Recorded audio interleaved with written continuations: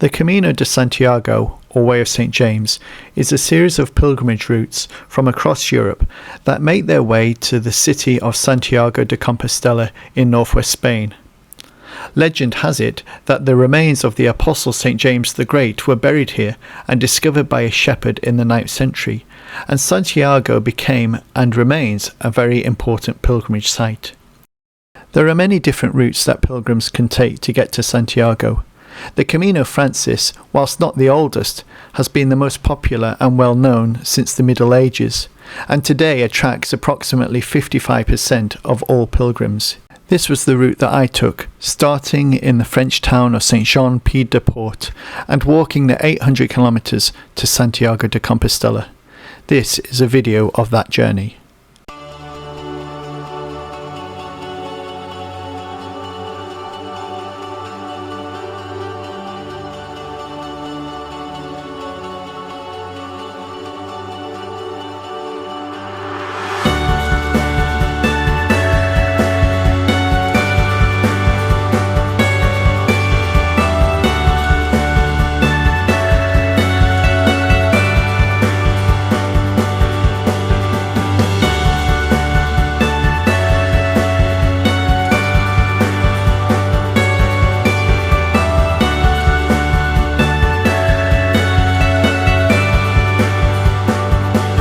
So this is day one of the Camino, just leaving our hostel, which is the building there on the right, and just about to leave Saint-Jean-Pied-de-Port.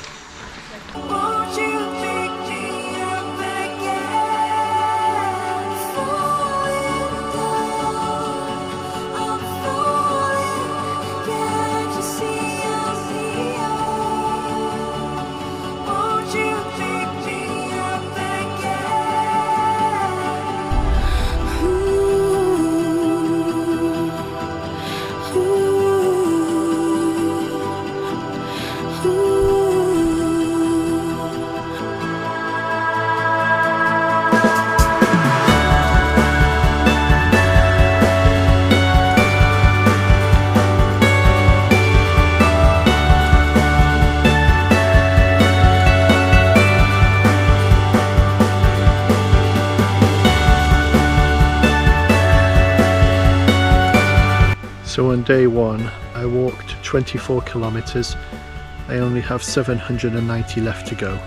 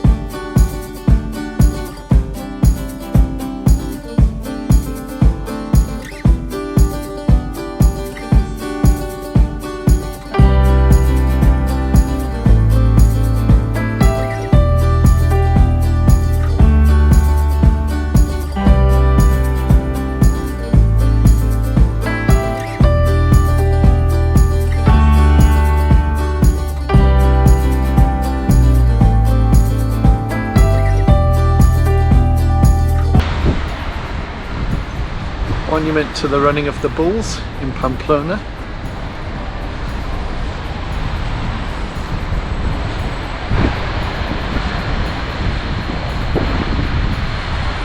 You don't want to be him.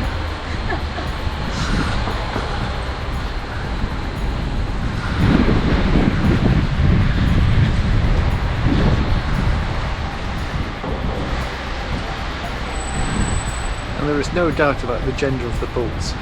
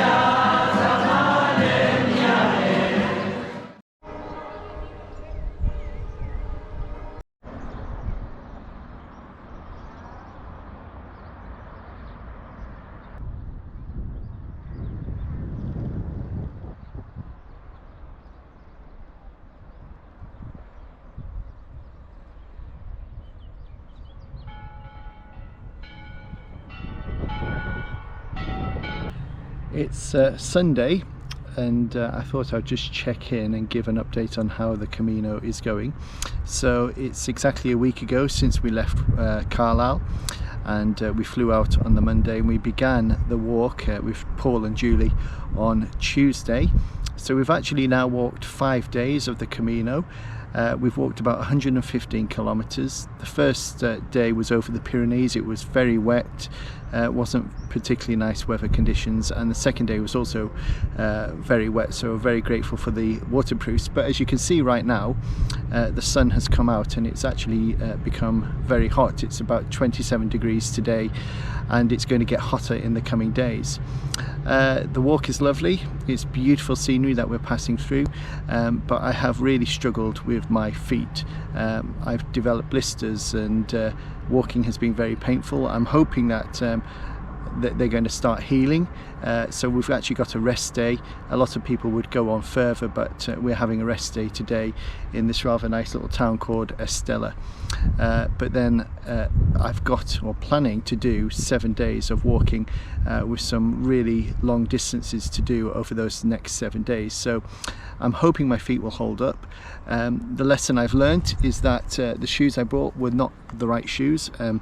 I brought waterproof shoes. I thought they were going to be more breathable than they are, and they're not, and my feet are sweating in them, and I think that's part of the problem why I've developed these blisters. So that's an annoying mistake. I am wondering about whether to wear my sandals, but again, my sandals are not ideal for walking in. So yes, finding accommodation has not been too difficult. We are tending to book ahead, so that we know that we've got somewhere to stay, because the last thing you want at the end of a day when you're feeling very tired is to then spend hours looking for accommodation.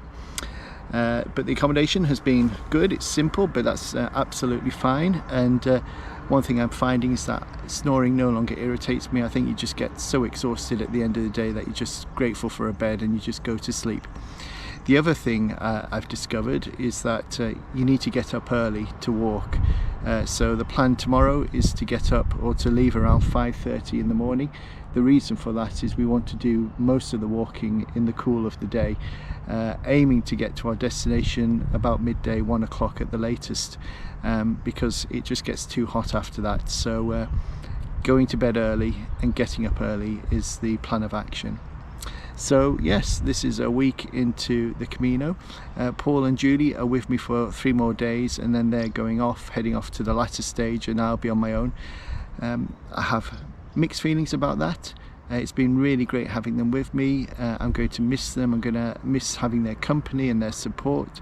But I think when you're by yourself, you're more likely to engage and chat to other pilgrims who are on their own. There's quite a lot of people who seem to be doing this by themselves. So I hope I'll have opportunities to get to know other pilgrims, chat to them a bit, and see how it goes for the next 4 weeks still to go to reach Santiago. So I think there's going to be some really tough days ahead. This is not as easy as maybe I thought it would be, particularly obviously with the feet situation. That's not been good. But yeah, positive first week despite some challenges.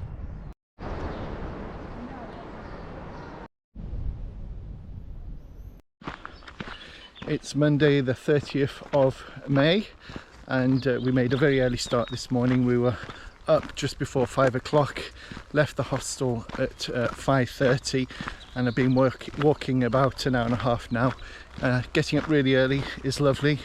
It's very cool, wonderful conditions in which to walk in, but also the path is very quiet. There's hardly anyone else on it.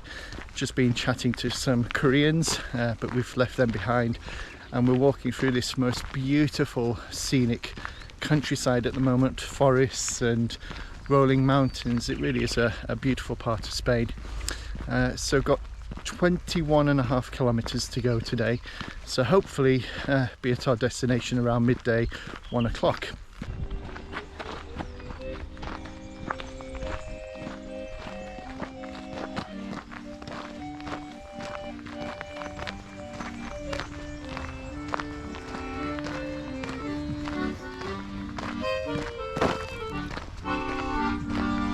Buongiorno.